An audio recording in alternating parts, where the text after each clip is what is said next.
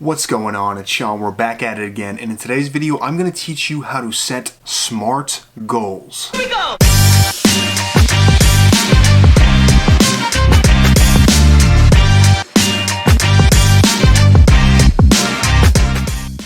If you are finding my channel for the first time, we're all about self-help and entrepreneurship, so if that interests you, hit that like button and consider subscribing. With that out of the way, let's jump right into it. You may be asking yourself, Sean, isn't just having a goal in general a good idea? Isn't that in itself smart? and the answer is a resounding yes, but SMART here is a acronym, and it stands for specific, measurable, attainable, relevant, and time-based. And I'm going to break those down for you right now. So when setting any kind of goal, it is always the best thing to keep the end in mind. Begin with your outcome in mind and really envision yourself getting to that goal. So the first one we're going to start with is S for specific. So you may have a goal, and I'm going to give you the example of real estate because that is close to home with me.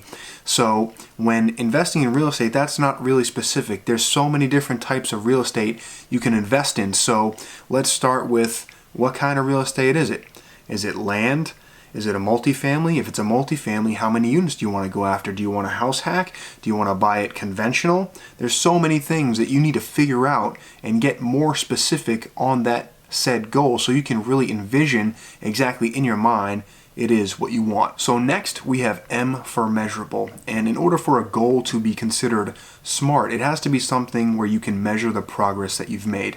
So I'm going to go back to real estate for this. Let's say you want to invest in a 2-unit multifamily and you want a house hack. Did you check all the boxes that you need to check for that day to get closer in obtaining that goal? Did you secure the financing? Did you get all the documents you needed? Have you been at your employer for 2+ years? These are all boxes you'll need to check when you're considering a house hack when buying a multifamily with 2 units. And if real estate isn't for you or it's not something you're interested in, just use this as what it is, an example, and apply it to other areas of your life. So next we have A for attainable. Can you actually do this goal? And I'm going to come across as a little contradictory here because I really truly believe you can do anything, but let's just be straight up honest with ourselves. There are things in life that just don't make sense for us to do, and I'll give you the example of basketball. If you're a 4'11" basketball player, it is impossible for you to play as a center position in the NBA. So if you're 4'11", I'm not saying you cannot make the NBA, but for you to play the position of center is impossible. You have to be taller than that to play the position, and it is what it is. So is that goal really attainable for you? Do you have the means of actually doing this goal? And it's just something you got to sit down, look yourself in the mirror, and really ask yourself. And I'm not saying to quit on any goal that you have, but sometimes you got to course correct and say, I just cannot do this. And really it's going to be something that's out of your control and not in your control. Meaning, if you're a 4'11" person who plays basketball and you want to make it to the professional level, I truly believe you can if you put in the time, effort, and hard work. But playing center just isn't attainable. So, again, course correct. I can't be a center in the NBA, but you know what? I can still be a hell of a point guard. Next we have the R, and R stands for relevant. So, when I say relevant, it's really your why. Why are you doing this? Is this goal relevant to your purpose in life? Do you really feel fulfilled when you're going to achieve this goal? Is it just something you're doing because you feel like you have to do? Like, let's say going to college and getting a 4-year degree because you're supposed to do that? Or is it something you really want to achieve? Is it something that's going to change your life for the better that you actually want to do? And I'm not saying that if you're going to college, I mean no disrespect. I think that's a great thing.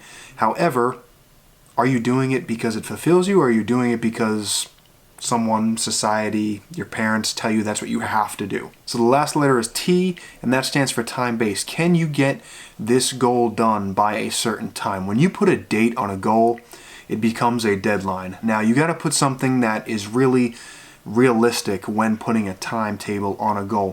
For example, if your goal is to buy a Lamborghini and you're broke as a joke, you're not going to go out tomorrow and buy a Lamborghini unless you win the lottery, but chances are you're not hitting the Powerball and you're not going out tomorrow and buying that Lamborghini. So when you say time-based, you need to do everything that you're supposed to do by this said time period to achieve this goal. Now, again, we got to put a realistic timetable on it.